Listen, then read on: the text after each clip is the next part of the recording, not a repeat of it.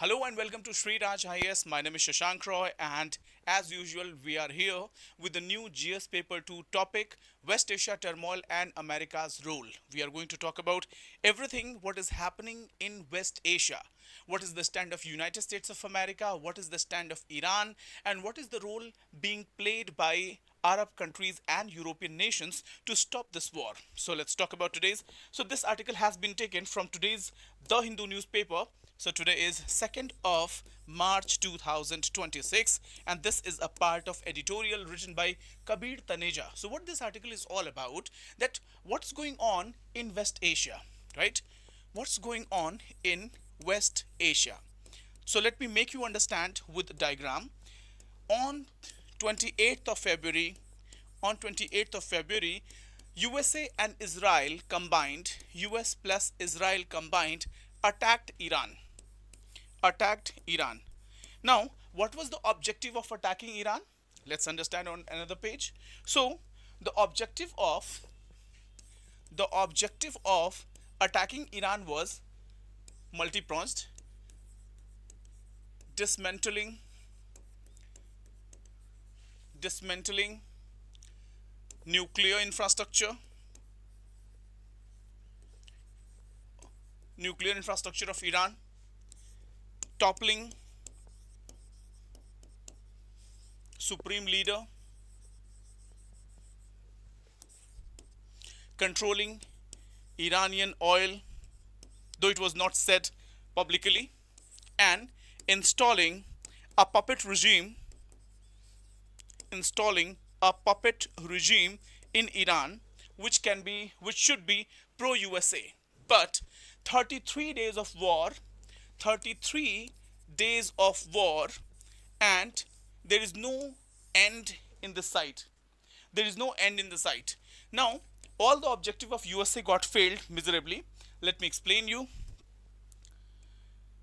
Yes, US has dismantled or defeated or destroyed multiple nuclear sites of Iran, but it cannot be said that Iran has lost its complete capacity to generate nuclear weapons or enrich uranium. It's not clear yet. Now, toppling leadership, yes, apart from along with the supreme leader Ayatollah Khamenei, 40 other leaders got dead, right? They got dead, they got assassinated in that air attack, but as soon as possible this incident took place, Mustafa Khamenei was anointed as the supreme leader. Now, Iranian oil, no, not at all. US is trying to control Kharg Island, but that is beyond their control. It is going to be too dangerous affair for USA and US military to control that Kharg Island. The fourth one is installing puppet regime. Again, this entire purpose. So US failed miserably in this entire objective. So now what's going on as of now? As of now, US claims that Iran is pleading for ceasefire. Iran is pleading for ceasefire, whereas Iran says that there is no such communication till the time Iran will not be compensated for the damages done by United States of America. No communication can take place. That's as clear. Now, there is another development going on. The ceasefire related communication or the efforts are being made. Pakistan has emerged. Pakistan has offered to mediate between Iran and USA. Iran and USA. There is another angle to act. Now, after 32 days of war, US is bleeding. When I say bleeding, it means that this war has costed approximately $40 billion. 40 billion USD till date. Pentagon says that according to Pentagon, it says US needs $200 billion to fund this war. There is another angle to it. USA expects that other European powers plus Saudi monarchs will fund this war. But there is a difference of opinion. There are divergent opinions. The European power says The European power says that this is not our war. Did you ask? Did you ask before going to the war? Whose war is it, by the way? Is it Israel's war US is fighting for? And why Germany or France or Spain or Italy or United Kingdom should fund this war? This is not their war. This was a unilateral action taken by the USA against Iran despite negotiation going on. So there's a fund crunch. European Union is not ready to fund. Again, NATO members are not at all interested in funding this war, and still Saudi monarchs are a bit hesitant, reluctant to fund this war. Why? Because the more they fund, the more attack will be there. The more attack will there. Iran might launch a severe and more sharp attack on Saudi monarchs if Iran gets to know that they are funding this war of USA against Iran. Now, so Pakistan has offered for mediation. There is one more sharp thing that is appearing here, and that is, what is the stand of India? What is the stand of India? Why India is maintaining a silence? So this article is all about what's going on in West Asia. So West Asia turmoil and America's role. So I hope that I have made everything clear with this diagram, but we will go through the slides now. Here it is. West Asian security rethink declines of US centric order. So here it is. Confusion persists over the war aims of United States of America, which I've already explained. Exit conditions, not sure yet. Now, scope of escalation. The scope of escalation is rising by leaps and bounds. The more lethal force US is using, the more severe attack Iran is launching on USA. As a result, regional countries in West Asia are rethinking their long-term security dependence on USA, because the security umbrella of USA to Middle East countries has become a liability. Security umbrella offered by USA to Middle East countries has become a liability because of the security umbrella, because of their military bases in Middle East. These countries are paying the prices. These countries are bearing the brunt. So now these Saudi monarchs are thinking about an alternative security umbrella. Alternative security umbrella. What they can do? What are the options Saudi countries have? They might have their own defense system. They may be connected with the China and Russia for the combined security alliance, or they may patch up their differences with Iran. But US is no more a reliable partner, especially when Israel is free for air bombing. Saudi countries are worried about Israel's behavior, uncontrolled behavior, especially in the backdrop of when negotiations were going on in Qatar in the first phase when Iran was attacked. Negotiations were held in Qatar, and Qatar was bombarded by Israel. So Middle East countries are in doubt that should we trust USA as a reliable security partner, or should we look for alternative? Next is key triggers. Iran's doctrine of targeting, Gulf-linked assets tied to US interest. Iran is targeting all the US allies. All the assets established in Middle East related to USA are being attacked. Now there are combined threat of blocking the Strait of Hormuz, which is blocked, and only nominal or minimal shipping is allowed. Now the warning is there's a prolonged ambiguity. There is prolonged ambiguity, and these encourages, instead of being being relied on USA, it's better that these countries should look after their own security on their own. Now, what are the warning signal? Prolonged ambiguity will lead to encouragement of regional self-reliance among these Saudi monarchies, and it says that West Asia is transitioning from US-led security to decentralized regional thinking. So now what is happening? US-led umbrella, these monarchies are thinking about the decentralized security architecture instead of being associated with the USA for their total security. Now, US security guarantees have lost credibility in the Gulf. Gulf state historically relied on USA as their primary security guarantor, but after the massive attack launched by Iran and the attack on military bases has churned a thinking among these monarchies that we should look for alternatives. Now, however, repeated events have weakened the trust.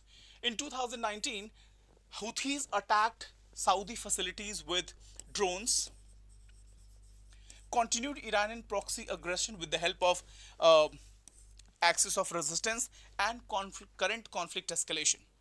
Gulf countries are thinking about, they've started thinking that the US protection is inadequate against asymmetric threat. Now, the symmetry of warfare has changed completely. Symmetry of warfare has changed completely.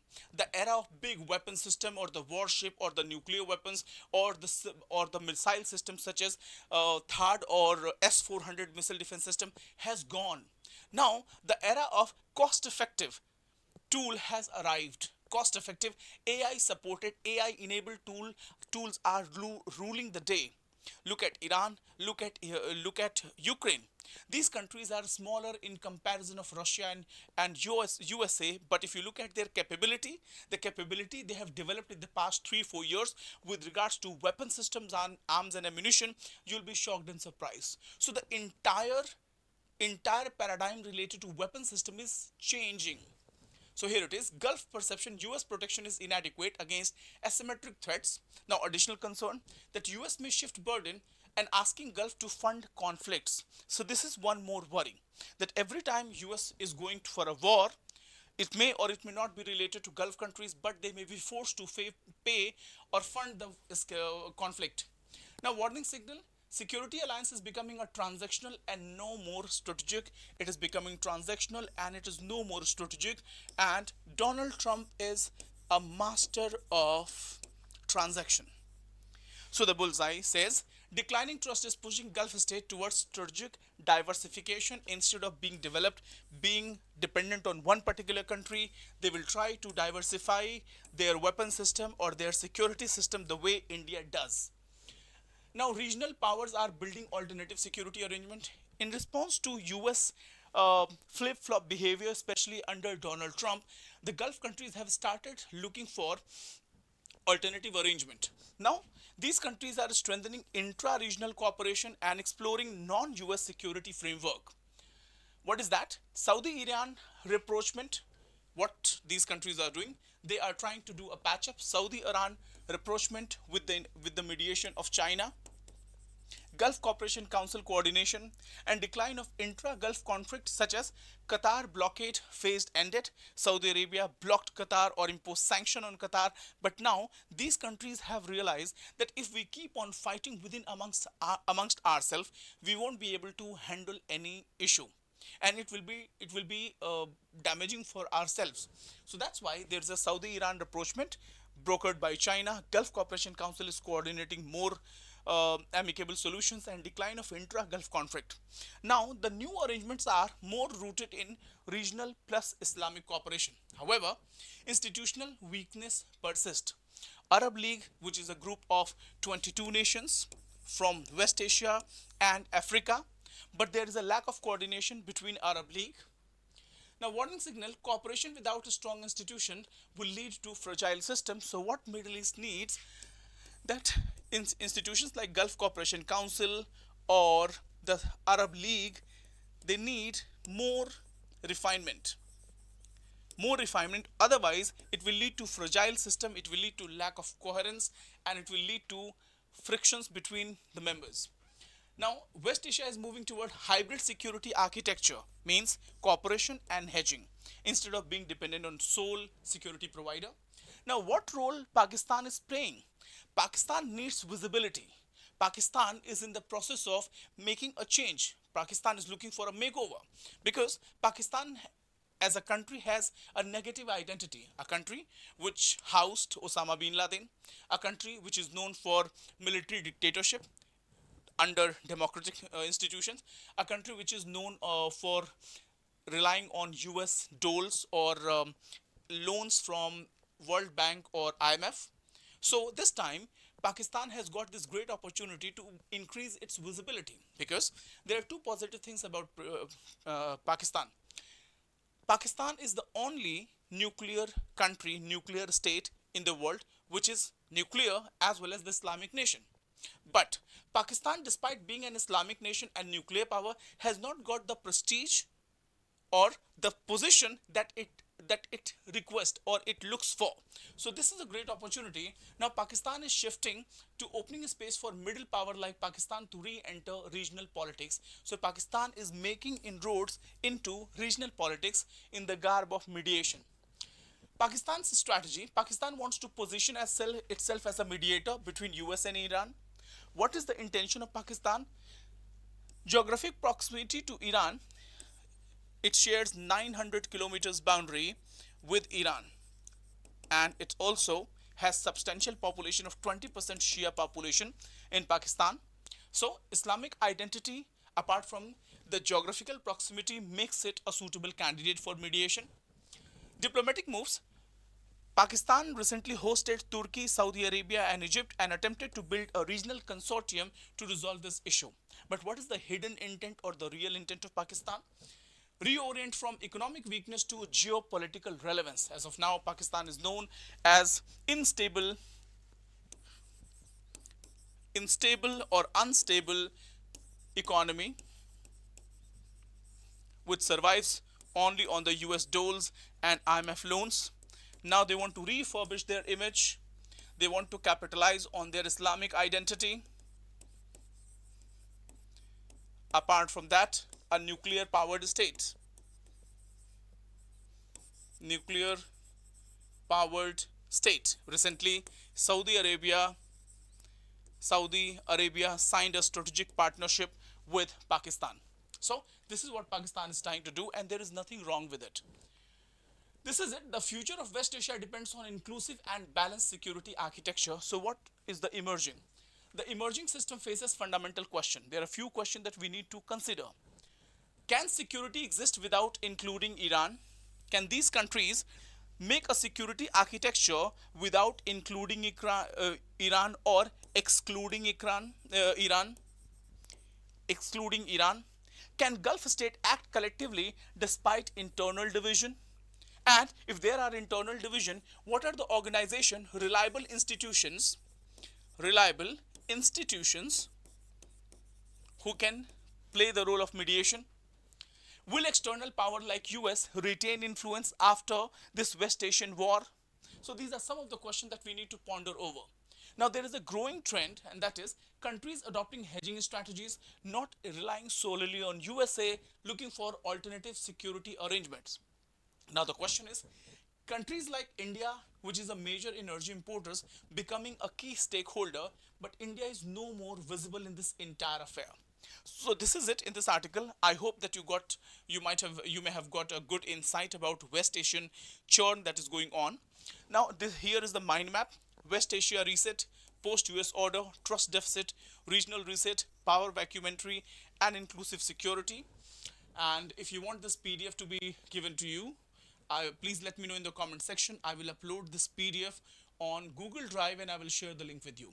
Thank you so much. Wish you a wonderful day ahead. Jai Hind, Jai Bharat.